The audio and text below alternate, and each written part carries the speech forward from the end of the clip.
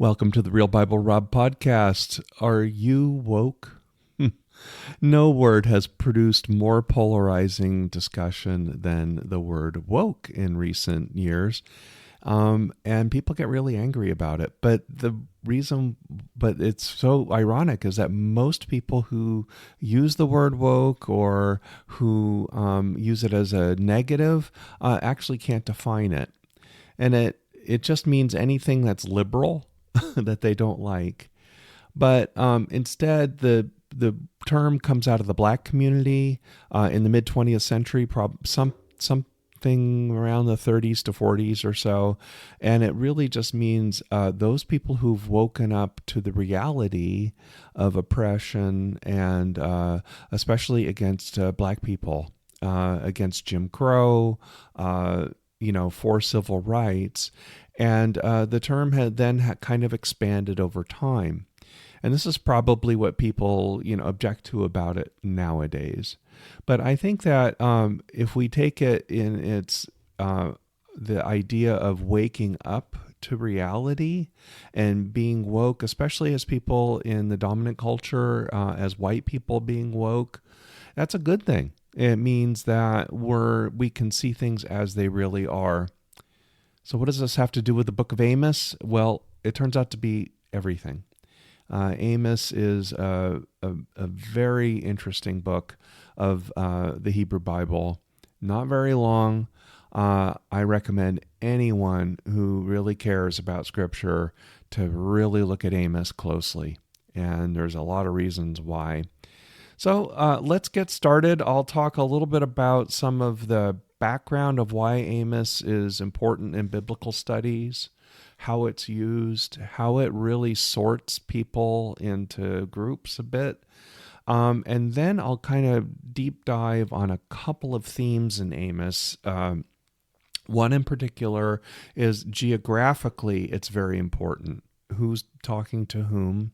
And how Amos uses the polemic of these different cultures around Israel, and then centers in on Israel, which was called Samaria, in particular. And I'll read lots of little pieces of Amos to kind of give you a feel for that, to kind of encourage you to take a really close look at it. A lot of what I'm doing is I'm kind of getting into this new commentary, or at least new for me, by Kidron Valley, Amos, a new translation with introduction and commentary, and it's part of the Anchor Yale Bible commentary series. So I put the reference in the notes. So if you'd like to take a closer look, I'm just starting to really get into this, but I know Amos pretty well. The reason why I know Amos well is I took an Old Testament survey class, of course, because that's usually one of the first biblical studies classes that most seminarians take. And it's widely referred to in most seminaries, especially seminaries that are more mainline. You don't really see this quite as much in really super evangelical seminaries, but most seminaries use the Old Testament class as sort of their weeder class. And what do I mean by that? Well, if you've been to college and you've been encouraged to take things like calculus or freshman chemistry or something like that, a lot of times those are classes that are kind of a tough barrier to get over for people in order to say, hey, am I really up for this, especially to be in the sciences, for example? Am I really up for this? These are tough courses, and they usually give them quite early to kind of help you discern whether that's for you. Well, Old Testament survey is definitely, for most seminaries, used as one of those classes to kind of, help you decide, is seminary for me? Is biblical studies, especially critical reading of the Bible, for me? And so you see this. Now, there's a couple reasons for this. One is when you do a thorough critical reading of the Old Testament, you can see that many of the things that you were taught in Sunday school, many of the things that are taught in church are just dead wrong, and do not give the due that's needed to these scriptures. When you understand them in terms of Israelite history, in terms of the rise of Judah, in terms of the priesthood, and how these books were put together, especially the four sources that most scholars believe make up the Old Testament, the four different sources and how they were blended together. If you have trouble with that, and many people do, it's going to create a lot of problems for you. And some people just drop the class right away because they just can't handle a critical analysis of that. So, basically means they can't handle real biblical studies. They only want sort of the Sunday school version of the Old Testament. That's the one thing. The other side of it is that no matter where you're from, whether you're conservative or you're liberal, whether you are a strong Bible believer, whether you're not, a deeper understanding of the Old Testament and how it works is challenging for everyone. Even for me as a somewhat intellectual Presbyterian, I found the course rather difficult at times, especially when talking about the Second Temple period, which is kind of difficult for mainline Christians to deal with, and how it's used, especially how it's used by more evangelical people. But anyway, so why Amos? Well, in my class, which I just took, and I went to George Fox University, the Portland Seminary, and the teacher was just fantastic, Dr. Delamarter. And he did a 6-week inductive study, verse by verse, of Amos. He had us all just spend 6 weeks. And you go, wait a minute. He's taking up almost half, over a third of the semester just on this one book. And we're scrutinizing it in great detail. And now I understand the wisdom why. There was 2 reasons. One is it says a ton about the prophetic witness in the Old Testament. So if you understand how Amos comes together and where it fits, then it gives you a good rubric for understanding all of the Old Testament and how it works together. So that's sort of the pedagogical reason for doing it. The other one is sort of the how do we deal with it as Western Christians? How do we see ourselves in the narrative of Amos? See, Amos has been used by civil rights activists and liberation theologians for generations because you can't read Amos without seeing ourselves in it. You can't read Amos without seeing the polemic that it is.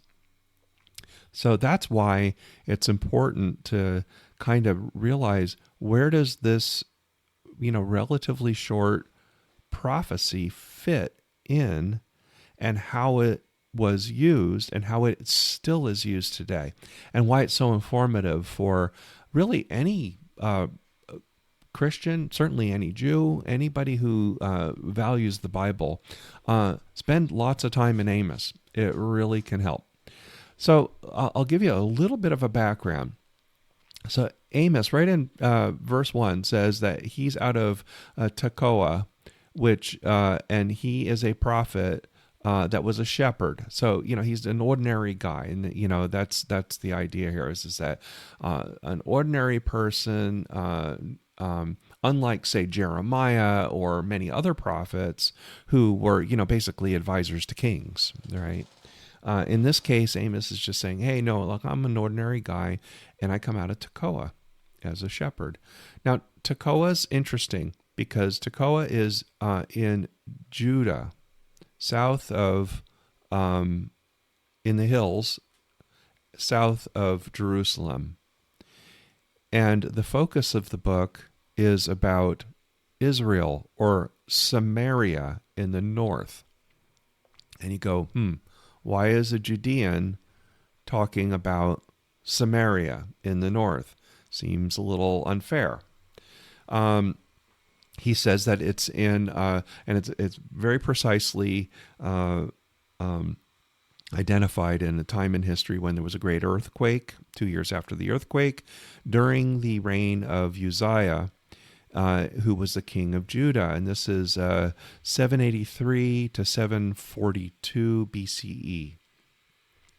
This is before 722 BCE, which means that 722 BCE is when the Assyrians finally took over all of Samaria and northern, Israel, what was called Israel at the time.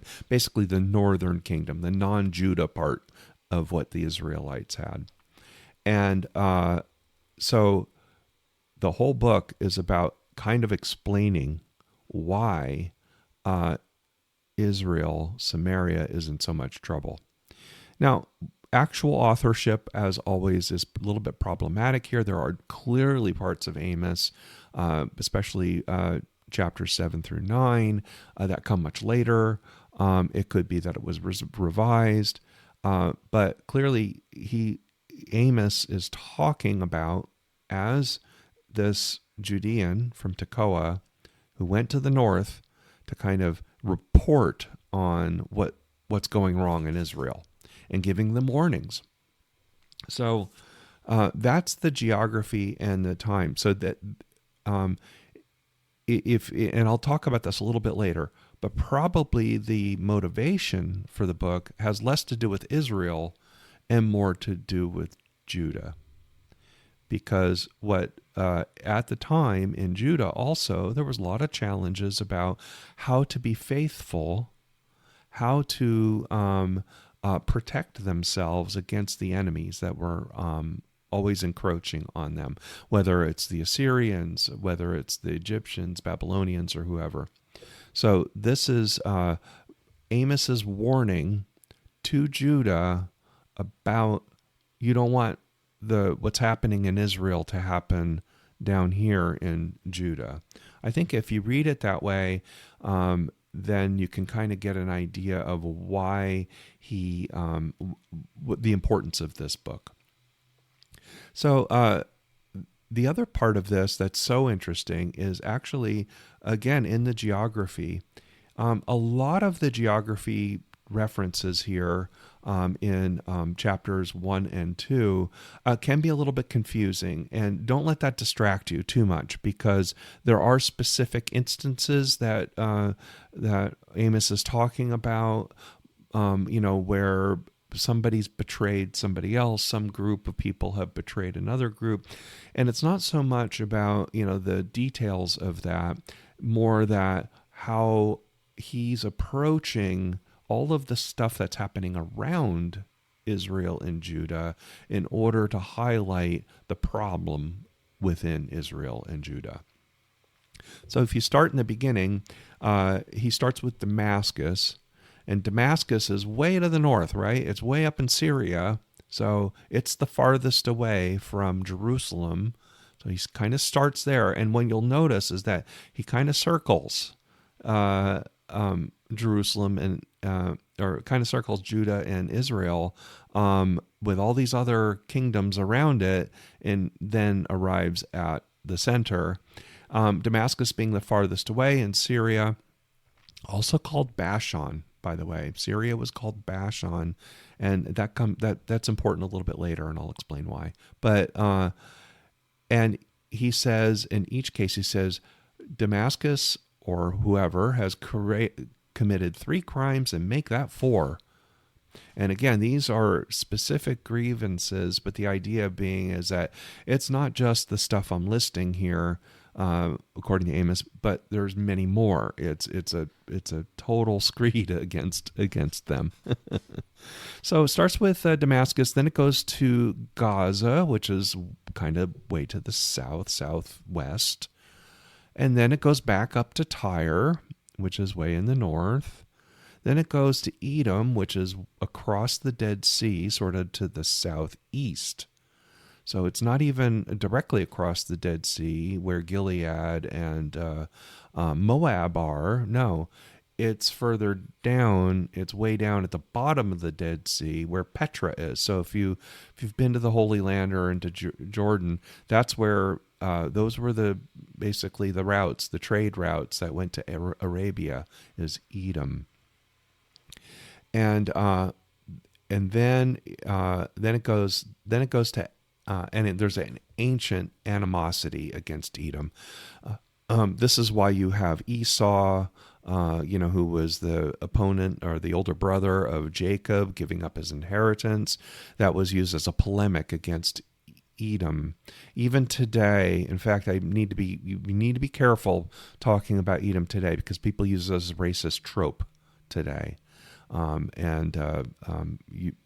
But still in history, Edom was often a target in of the prophets to say, don't be like them. And then you get to, then start circling and getting closer. The Ammonites are north of Edom and are across the Jordan, in the Transjordan, which is the east side of the Jordan River, where the kingdom of Jordan is today.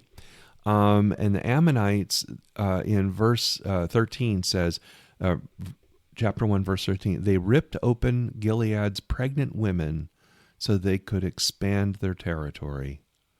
And Gilead was between the Ammonites and Judah, and they were vulnerable. This is where like Jericho is and the lower Jordan Valley. And it just shows that in order that they could expand their territory using warfare against innocent people, that they were guilty of something that happened throughout history of the Bible, of course, and even today. We know that this happens, even in warfare today. Women get raped, pregnant women get killed, and get desecrated. So that's very personal. It hurts to hear that, doesn't it? Then they come in one kingdom closer, and that's Moab. They burned the bones of Edom's king into lime. Now, to us, this doesn't sound like a big deal, but what they're doing, this was considered really horrific, is to take the memory of people, and you can't even keep the bones of your heritage of of Edom's king. So they're saying, Moab, you're so bad. You went to your neighbor to the south and you conquered them, and then you're trying to wipe them off the map. Genocide. Just wipe them off the map, including their memory of who they are. Terrible stuff, right? Then the next kingdom is Judah themselves. And this is Amos talking to Judeans, and he's a lot more gentle on Judah than he is about the people around. Maybe he doesn't want to insult the people who he's talking to directly. Maybe he's trying to use other people as an example.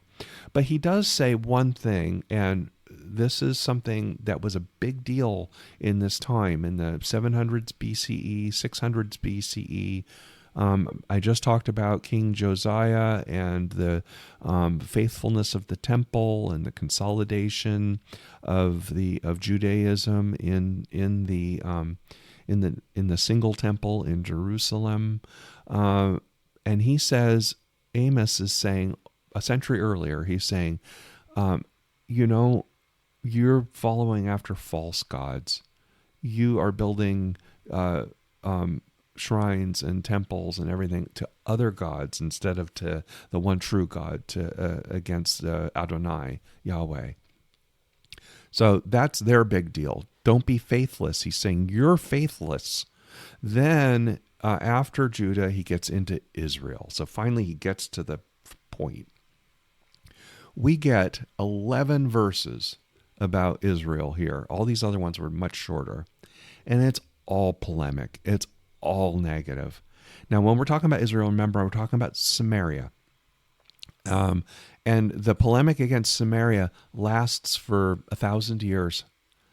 Even into the time of Jesus, you're hearing, and even people who are, Jewish Orthodox, ultra Orthodox Jews and very Orthodox Jews today look at down on Samaria, and these verses are kind of used about it, and it's all about their debauchery and wealth. So let's pull out for a second again. Why is Israel being targeted so much? At the time, in this 100, 200 years before falling to the Assyrians, Israel became very wealthy. And there are two reasons for this. One is the Valley of Kidron, the Kidron Valley, which goes from Haifa, modern Haifa today, to the Jordan River. Megiddo, you've heard of Megiddo probably. Nazareth is in the hills on the north side looking down to it. And it's this broad, well-watered valley. Gets a lot more rain up there. There's a river there. It's a bread basket. It's much like many other places that you see where you get ample rainfall, probably 30 inches of rain a year. It's I envision it's a lot like the Willamette Valley in Oregon or the Northern Central Valley in California. Just an absolute breadbasket. There's enough water around. It's broad and wide and flat. So if you ever get a chance to go to Israel and you see the Kidron Valley, you go, that's why. If you go to the east of there, first of all, to the west is the Mediterranean Sea, so that's a natural barrier. You go to the east there, the Jordan is a natural barrier. And then when you get into the hills of Ammon and, into Jordan, it becomes drier and drier and drier. It becomes desert. And just in between is sort of this sweet spot of the Kidron Valley. So they became very wealthy. They were farmers. That made them a target. That's why the Assyrians came down and harassed them so much. The Assyrians, later the Babylonians, and then the Egyptians during King Josiah's time, they all wanted to own the Kidron Valley. The other thing is also just south of the Kidron Valley are the plains of Sharon. Plains of Sharon are like where you see, is where Tel Aviv is today. North of there is the Netanya. South of there are things like Ashkelon and Ashdod. Gaza is sort of the very, very southern bit of the plains of Sharon. It's a natural funnel because if you go to the east of there, you get the Judean highlands and the hills. Though you can't get through those. That's where Jerusalem is, up in the hills, and you can't get through there very easily. So here you have this natural funnel. So anybody doing any trade from the north, Assyria, Babylon, and so forth, to the south, down toward Egypt, has to go through the Sharon Valley, or the plains of Sharon, has to go past the Kidron Valley. What does this mean? It means they charge tolls. In fact, it even says that they're charging tolls. They're extorting people as they move through these positions. So as a result, Judah is hidden up in the hills. Doesn't really have the wealth generation that Samaria, Israel, has. Or the Philistines, which was basically where Gaza is. That's where the Philistines were. Those had tremendous ability to generate wealth. They had the Mediterranean Sea there for fishing and things like that. They, Sea of Galilee is also, just a bit north of that. You can generate a lot of wealth there. And there's just these huge, very rich, very fertile, well-watered farmland. So the result of that means Israel became wealthy, became a target, and everything that Amos is talking about is what they did with that wealth. It wasn't bad that they were wealthy. What was bad was that they became lazy, complacent, They abused their neighbors. They extorted from their neighbors. So a lot of this has a economic aspect to it that people don't appreciate. Is that they were rich and they were selfish. So I'll just, if you look at verse 6 of chapter 2, you kind of get a feeling for it. It says, "For the three transgressions of Israel and for 4, I will not revoke the punishment, because they sell the righteous for silver and the needy for a pair of sandals. They who trample the head of the poor into the dust of the earth and push the afflicted out of the way. Father and son go into the same young woman," okay, sexual immorality, "so that my holy name is profaned.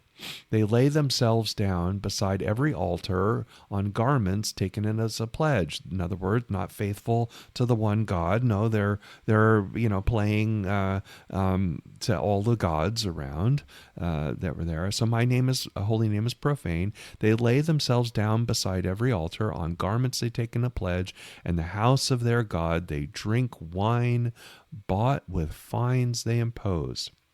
So the fines they imposed are this extortion that I was telling you about, people moving north to south.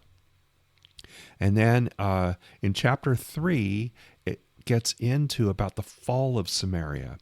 Now again, this is just a few years before the big fall, before Assyria basically completely takes over in 722 and destroys Israel. In other words, removes all the leadership, basically wipes them out, take over their land. But there, again, as you see often in the history of Israel, especially in these times, is that they're incursions. So there were generations of Assyrian, and there was also the Hittites as well, coming down and raiding them. In fact, if you read the Old Testament, I had a professor that really did a great thing. You see the sort of the tension, even in Cain and Abel, and earlier aspects. You see tension between the farmers and the sheep herders. The farmers are often looked down upon in Scripture because they were wealthier, but they were also more vulnerable. So they used, because when they got taken over, and they had to be more compromising in order to keep their freedom, then they needed an explanation of why they were conquered. And that's what this is here. So if you go into chapter 3, it says, it's kind of like, isn't this obvious that you guys would fall, or you will fall?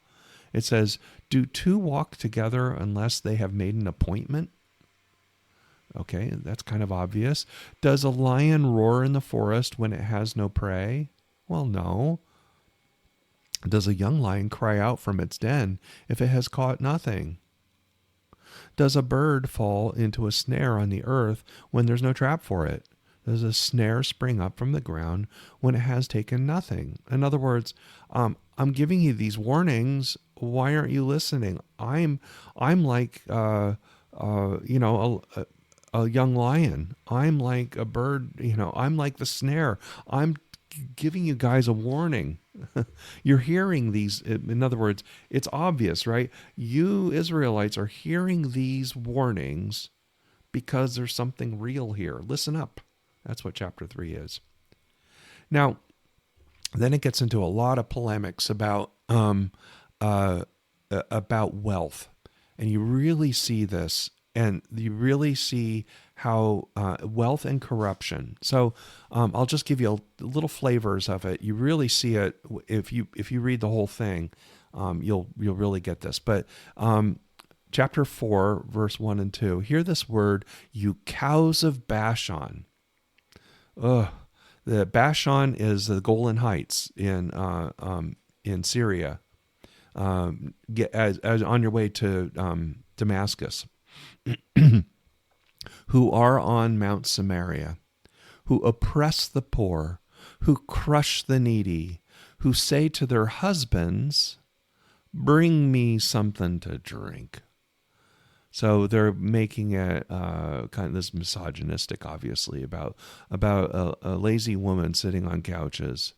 The Lord God has sworn by his holiness, the time is surely coming upon you. They shall take you away with hooks, even the last of you with fish hooks. So and self-indulgent, lazy people who crush the needy, you'll get your due. That's what that says. And then if you skip forward a little bit to chapter 6, you get more of this anti-rich people stuff and the debauchery and ease of wealth.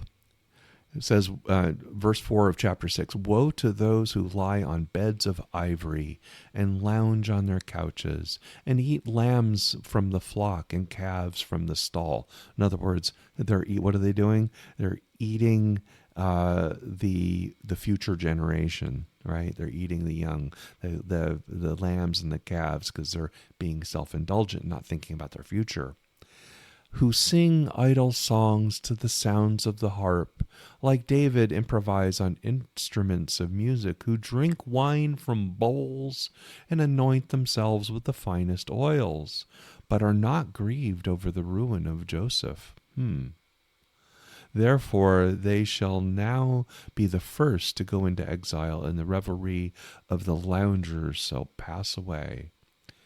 So what is this saying? It's saying that you'll be the first to get it, you people who don't give a damn, that don't give a damn about the poor. And then corruption. So it's not just sort of the lazy people who are taking advantage of their wealth and just using their wealth for self-indulgence. In chapter 8, we hear about, hear this, you who trample on the needy, who bring ruin to the poor of the land, and saying, when will the new moon be over, so that we may sell grain, and on the Sabbath, remember, you're not supposed to do anything on the Sabbath. Breaking the Sabbath is bad. So that we may offer wheat for sale on the Sabbath. We will make the ephah smaller. What does that mean? That means we'll cheat. We're going to make our measures smaller so that we get more money. And the shekel heavier, and practice deceit with false balances. Corruption. Buying the poor for silver, and the needy for a pair of sandals, and selling the sweepings of the wheat. In other words, being cheaters. And don't we hate that? Don't we hate that when we see corruption? Don't we hate that when we see cheap goods being sold to the poor for a high price? Don't we hate it when people are cheated out of their benefits, that people are cheated of their wages? That's what this is about. Boy, you can tell why this is so important for any kind of liberation theology. So I will mention that a little bit. During civil rights, the book of Amos was one of the favorites of Martin Luther King Jr. Also, during civil rights, you would hear about this, is that any kind of justice, it wasn't just justice. Remember that it was economic justice as well. It wasn't just about voting rights. It was about voting rights for economic justice. It was about poor people being constantly shoved down. That's what civil rights was all about. That's what was Jim Crow all about. Jim Crow in the South was, if they couldn't have slavery, if the white ruling class couldn't have slavery, well, they can put all sorts of barriers and prevent people from voting, prevent people from accumulating wealth, sending people to prison and mass incarceration, all of those things. Boy, doesn't that fit what we're seeing here? So that's why in the civil rights, the book of Amos was famous for this. The book of Amos, in their parlance, would be woke. If you read the book of Amos and you go, oh my gosh, look at the systemic inequality. It's just like what they did. We in America are doing what they did. We're sitting on top of vast stores of wealth. We have productive capacity in the West, in America especially, that far exceeds anything anyone's ever seen. And what are we doing with our wealth? We're just accumulating more comfort for ourselves rather than being just. Rather than lifting everybody up, we're just lifting up the super wealthy. And that's what this is. This is all the book of Amos is about these very high people who are basically robbing everyone around them. This also gets into liberation theology in Latin America. That has really been shoved down a lot by Americans, especially the American right, thinking, it's Marxist, you Marxists, you terrible liberation people. Yes, there is an aspect of Marxism, communism, all of those terrible things that you don't want to repeat from the 20th century. But what they've done, so sometimes it is, you have to be careful, right? About what you do. And you don't want to have the people that were oppressed become the new oppressors. Yeah, I'm all for that too. But the thing is that in Amos, what you're seeing is that you're not seeing the oppressed becoming the oppressors. You're seeing the fact that you're laying the seeds. The inequality here is laying the seeds for destruction. And if we're not careful, this is what a lot of liberation theology people will say, or people from the global south are saying. You rich folks, you have to be careful, because you could be like these people. Your inability to reform, your inability to lift up the people who are being oppressed are the seeds for revolution, are the seeds for destruction. That's what Amos is here. And this is why it's so hard to read. I will say that people who read Amos, especially like in Old Testament survey classes, or really read it closely, they fall into two camps. They either say, no, this is just about them. It has nothing to do with us. It's a very, or they reject it or they ignore it. And then others who read it go, wow, there are lessons to learn here. And I think this is what the civil rights people and the liberation theology people are doing, is they're saying there are lessons to learn here. This is why they call it woke. And just like using the term woke today, you can see it as, I hate woke. It's bad. It's destroying everything. I'm going to put all of my liberal hatred into woke. But if you look at where woke, the idea of woke, waking up to seeing what's really going on, and trying to avoid destruction, then you can maybe see it in a different way. And then finally, it talks about destruction, or about and divine judgment. And Book of Amos has a couple of really cool parts to it. There's, in the middle of chapter 5, there's this thing where it is about cosmology, actually, which is really strange when you think about how long ago this was. They go, the one who made the Pleiades and Orion, the stars, the constellations, and turns deep darkness into the morning, and darkness the day into night, who calls for the waters of the sea and pours it out on the surface of the earth.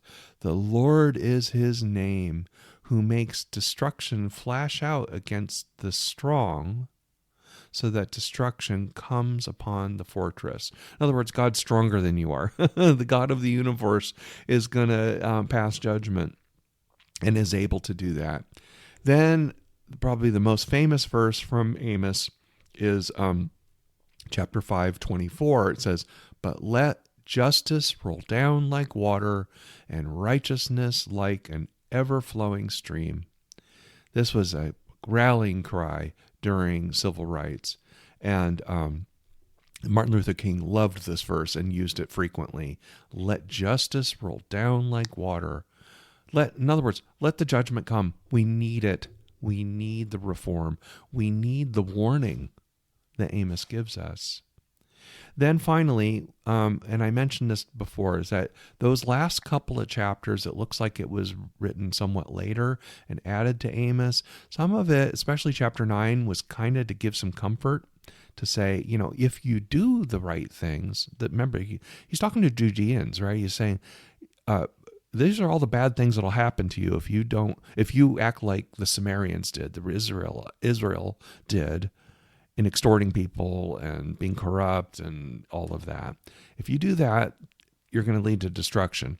If you reform and you don't do that, then there is the promise of redemption. There's the promise that this won't happen to you. So, and you especially see that in chapter 9. And he talks about David. Amos's warning is a warning for Judah, not necessarily talking to Samaritans. And we know this because he's talking about David. David was a favorite in Judah, of course, because David was the one that consolidated the kingdom into Jerusalem, which is, guess what, in Judah. And he comes from the tribe of Judah. Jesus comes from the tribe of Judah. So this is how Judah's supremacy basically happened through the centuries. And this is the restoration that you see at the end of chapter 9. So it's interesting, and it gives context to who Amos is talking to about, but really it's not the main message. The main message comes in these earlier chapters, talking about corruption and warning. So what do we do with this?